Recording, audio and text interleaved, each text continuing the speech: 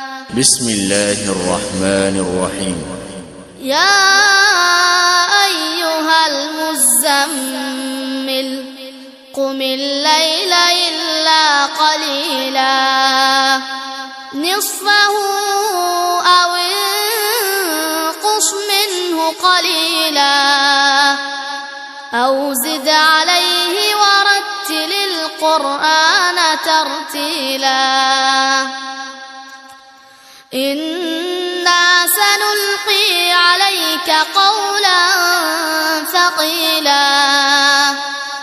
إن ناشئة الليل هي أشد وطئا وأقوم قيلا إن لك في النهار سبحا طويلا واذكر اسم ربك وتبتل إليه تبتيلا رب المشرق والمغرب لا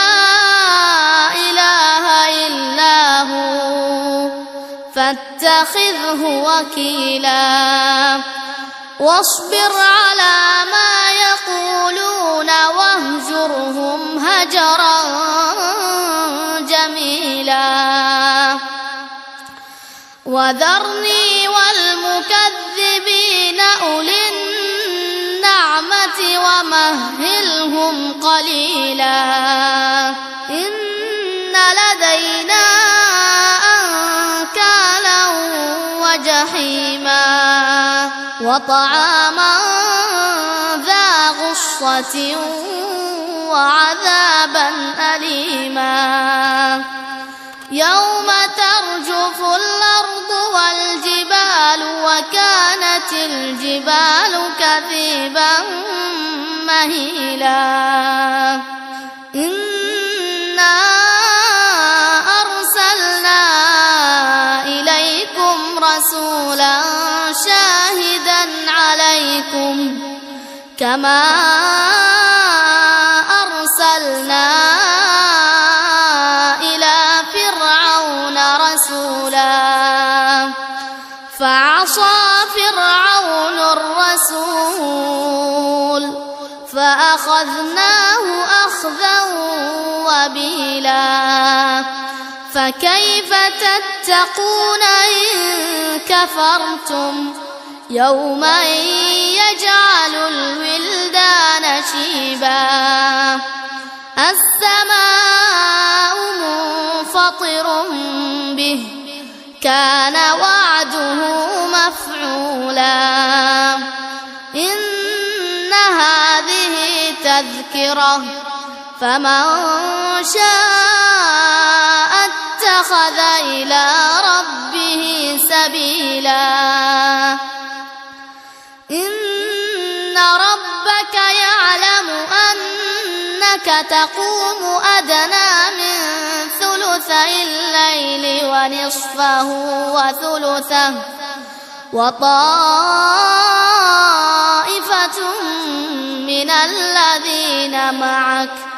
والله يقدر الليل والنهار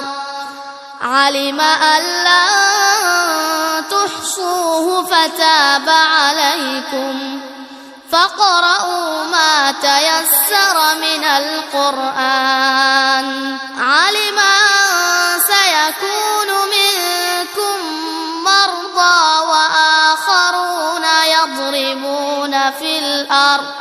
يبتغون من فضل الله وآخرون يقاتلون في سبيل الله فاقرؤوا ما تيسر منه وأقيموا الصلاة وآتوا الزكاة وأقرضوا الله قرضا حسنا